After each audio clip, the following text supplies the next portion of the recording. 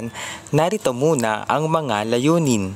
Una, makasunod sa estilo at teknikal na pangangailangan ng akademikong sulatin. Ikalawa, makatiyak na angkop ang proseso ng inyong pagsulat ng piling sulating akademiko. Alam mo ba na ayon kay Bernales taong 2017, ang review ay isang akdang sumusuri o pumupuna ng isang likhang sining. Maingat ditong binibigyang pansin ang mga sangkap o elemento gaya ng genre na nire-review upang ang isang kritiko ay makapaglahad ng objektibo at matalinong analisis. Samantala, ayon kina Constantino at Safra taong 2016, ang review ay isang mapanuring pagbasa o pagtatasa ng isang gawang malikhain tulad ng tula, dula, pelikula, musika, sayaw, at gawang akademiko tulad ng aklat o artikulo na produkto ng isang pag-aaral o saliksik. Pagsusuri ang tampok na bahagi ng isang review. Sa pamamagitan nito, na ipahahayag ng reviewer ang kanyang mga pagninilay, pananaw at paghuhusga tungkol sa gawa. Narito ang ilan sa mga maraming posibleng hakbang o proseso na maaaring gawin sa pagsulat ng isang review. Una, tukuyin ang mga batayang impormasyon tungkol sa gawaing malikhain. Ikalawa, gumawa ng detalyadong buod ng gawa. Ikatlo, tukuyin ang pangunahing tema o ideya ng gawang malikhain. Ikaapat, tukuyin ang mga pangunahing pansuportang detalye o ideya na gawa ayon sa sariling pananaw, paniniwala o paninindigan ng reviewer. Panglima, sang-ayunan o pasubalian ang pangunahing tema o ideya ng gawa ayon sa sariling pananaw, paniniwala o paninindigan ng reviewer.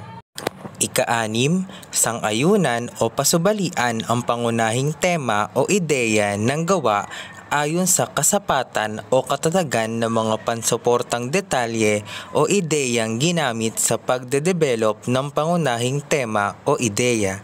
Ikapito, suriin ang pamamaraang kombensyon, elemento o sangkap, estratehiya, teknik, genre o anyo na ginamit sa pagbuo ng gawa.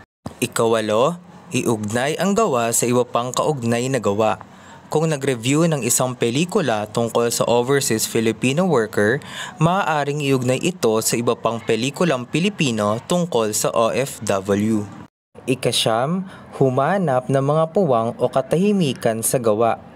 Pwedeng suriin hindi lamang ang kung ano ang nasa gawa, kundi maging ang wala rito. Ikasampu, iugnay ang gawa sa napapanahong issue. Ikalabing-isa, iugnay ang gawa sa personal na buhay. Ikalabindalawa, pagtuunan ang mga susing salita o konsepto sa pamagat at suriin kung paano ito napatotohanan o napasusubalian sa kabuuan ng gawa.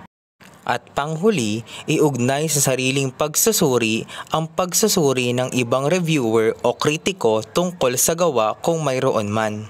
Naunawaan ba ang ating paksang tinalakay? Mahusay! Ngayon naman, maghanap ng isang review ng kahit na anong gawang malikhain, maaaring ito ay dula, pelikula, sayaw, musika at iba pa. At pagkatapos ay sagutin ang mga sumusunod na katanungan. Una, ano-ano ang mga naobserbahan mong bahagi ng isang review? Ikalawa, ano ang tinalakay sa bawat bahagi? Ito, may mga kaibahan ba ang reviewng ito sa karaniwang reaksyong papel na isinusulat mo? Ano ang pagkakaiba? Ika-apat, sino kaya ang sumulat ng review? Magsaliksik ng ilang impormasyon tungkol sa kanya. Panglima, saan inilathala ang review? Bakit kaya ito inilathala? At bilang pagtataya, manood ng isang pelikula sa telebisyon o sa internet at sumulat ng isang review batay sa ilang mga hakbang sa pagsulat nito. I-post ito sa inyong Facebook account gamit ang hashtag ng inyong pangkat. Halimbawa, STEM 1201 review ng gawaing malikhain. Muli, ako ang inyong guro sa Filipino sa Piling Larang Academic. Maligayang pag-aaral sa inyong lahat. Paalam!